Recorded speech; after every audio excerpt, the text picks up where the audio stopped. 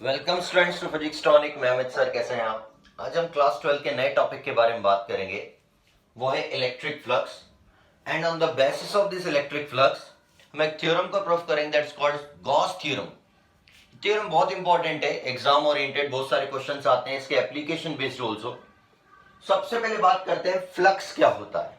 Electric flux, देखो कोई भी इलेक्ट्रिक फील्ड है, कोई भी इलेक्ट्रिक फील्ड हो, इसका टोटल सरफेस अगर आपने एस बोला है तो इसमें से कोई भी छोटा सा एलिमेंट्री सरफेस मान लो। एलिमेंट्री सरफेस मींस इस एलिमेंट, इसका एलिमेंट। अब इस छोटे से एलिमेंट्री सरफेस से जितनी भी एन नंबर की जितनी इलेक्ट्रिक फील्ड लाइंस पास हो सकती है, वो सारी इलेक्ट्रिक फील्ड लाइंस किसको बताएंगी? Electric flux. फॉर एग्जांपल हम कैसे डिफाइन कर सकते हैं? The total number of mean संख्या की बात होगी यहां। The total number of electric field lines passing through a unit area of cross section या elementary surface, that total number of electric field lines are called the electric flux. जितनी electric field lines इस छोटे से elementary surface से per unit area से पास हो जाएगी, वो सारी लाइन क्या कहलाएगी? इलेक्ट्रिक फ्लक्स को। इसको फाई से या फाई ई से डिनोट करते हैं। इसका फॉर्मूला है phi of E and that is called integral sign and that circle is called surface integral। पूरे सरफेस पे इंटीग्रल करके हम फ्लक्स बताते हैं। ये तो छोटे से एरिया से हुई, टोटल कितनी होगी? तो surface integral of E dot ds, it means dot लगाए मींस क्या हो गया? डॉट प्रोडक्ट किसके लिए लगता है? स्केलर के लिए लगता है। तो ये याद रखना, flux is a scalar quantity. Now surface integral of E dot D cos theta लगा दिया, तो इसका मतलब दैट इलेक्ट्रिक फील्ड लाइंस और the electric field with respect to elementary surface moving parallel to each other, that's makes an angle theta equal to 0 degree. इसलिए cos 0 की value 1 हो जाती है। इसलिए फ्लक्स का फॉर्मूला आता है flux phi equal to surface integral of E dot ds. ये याद रखना न्यूमेरिकल से आगे कंसेप्चुअल तक। Next, on the basis of this flux, a concept or the theorem behind it is called the Gauss theorem. What is the Gauss theorem now? See, कोई भी conducting sphere हो, कोई भी कंडक्टिंग बॉडी हो जिसके ऊपर charge हो, तो यहां पे इसने एक शेल लेके एग्जांपल लिया है। Shell means it is a hollow inside it. Clear? So this conducting shell have the charge Q, radius capital R, and it produces a electric field around. And according to the Gauss, this imaginary field is called the Gaussian surface. This imaginary field around the surface are the Gaussian surface. So what is the statement behind it? See, हमने physics tonic पढ़ रहे हैं। Tonic means हमको छोटी छोटी सी tonics याद करनी है। कैसे क्रैक कर पाओगे, कैसे याद कर पाओगे? फ्लक्स फाई होता है Q अपॉन एप्सिलॉन 0। बस फॉर्मूला याद करना है, स्टेटमेंट बन जाएगा। देखो, द टोटल फ्लक्स एनक्लोज, कहीं से ओपन नहीं है, with in a close conductor is equal to 1 upon epsilon 0 times to the charge present inside it. कितना चार्ज प्रेजेंट है? Q। इसका 1 अपॉन एप्सिलॉन 0 टाइम कर दो तो फ्लक्स के बराबर होता है। इट मींस किसी भी कंडक्टिंग बॉडी पे जितना चार्ज है उसको अगर एप्सिलॉन 0 से डिवाइड कर दिया जाए, जिसकी वैल्यू पता है आपको 8.85 into 10 power minus 12, then this will equal to the total flux. See the statement. The total flux enclosed within a closed conductor is equal to 1 upon epsilon 0 times to the total charge present inside it. अब इस statement को हमको proof करना है। कैसे करेंगे? इस spherical shell से। इसमें एलिमेंट्री सरफेस छोटा सा ds कितना ले लिया है और पूरी गॉसियन सरफेस s ले ली है।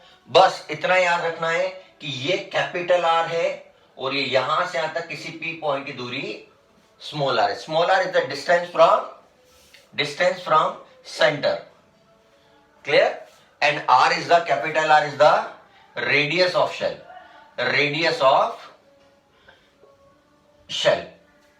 Now we are going to prove it. Simply बेटा, अगर number of electric field line निकलती है, मेरा कंसेप्ट याद करना। कंसेप्ट क्या है? इलेक्ट्रिक फील्ड से यहां पे क्या निकलेगी?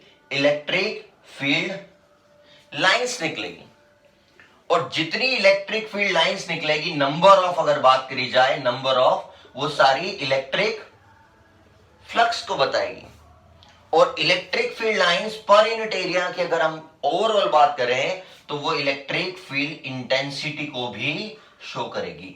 इट मींस इलेक्ट्रिक फील्ड से इलेक्ट्रिक फील्ड लाइंस निकलती है, number of electric field lines are the flux and the total electric field line shows their intensity which is called the electric field intensity। और यहां पे total number of electric field lines ही पास हो रही है, तो हम जानते हैं कि we know that electric field intensity at point P, किस पे बात कर रहे हैं, electric field intensity at point P पे। क्लियर, दिस पॉइंट P कितनी होती है, स्टार्टिंग से पढ़ते आ रहे हैं 1/4πε0 Q by R स्क्वायर।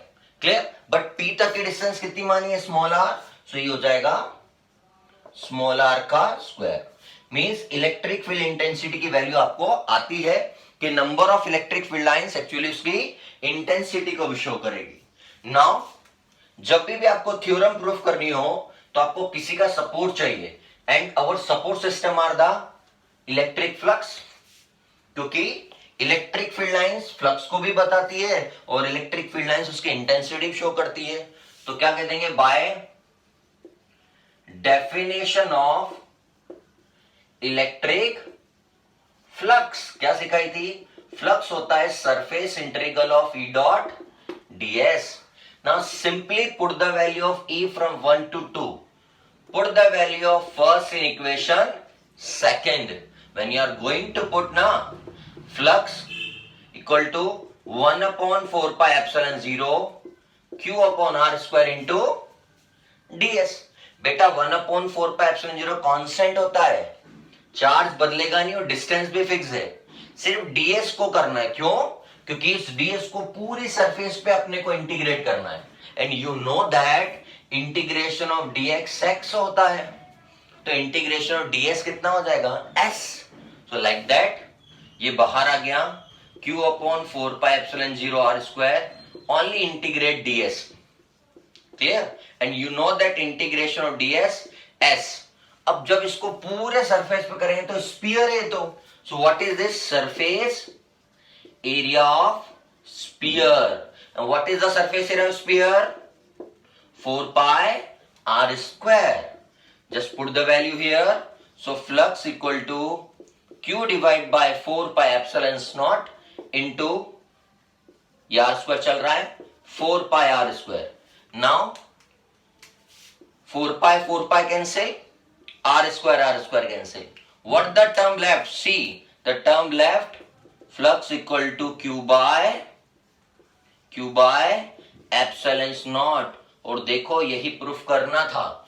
सो आपको इतनी सारी चीजें ना याद रखते हुए स्पेशली आपको सिर्फ दो चीज याद करना है। अगर गॉस थ्योरम प्रूफ करनी है, इलेक्ट्रिक फील्ड इंटेंसिटी स्टार्टिंग से याद है 1/4πε0 Q by R स्क्वायर, दूसरी डेफिनेशन ऑफ फ्लक्स याद है, जस्ट पुट द वैल्यू। और याद रखना है कि यहाँ इंटीग्रेशन का लॉजिक है, तो जैसा कंडक्टर हो उसको वैसे इंटीग्रेट करना है। स्पीयर हो तो सरफेस एरिया स्पीयर हो, कोन आ जाए तो कोन का कंसेप्ट आ जाएगा, सिलेंडर आ जाएगा, क्यूब आ जाएगा। इट मींस सिर्फ कंडक्टर याद हो, इंटीग्रेशन का कंसेप्ट आपको समझ में आ जाएगा।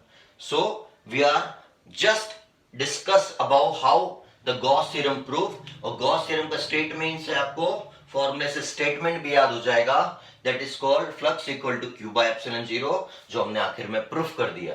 I hope you understand in this lecture. आगे वाले लेक्चर्स में हम बात करेंगे इसकी एप्लीकेशंस के बारे में। Okay, thank you.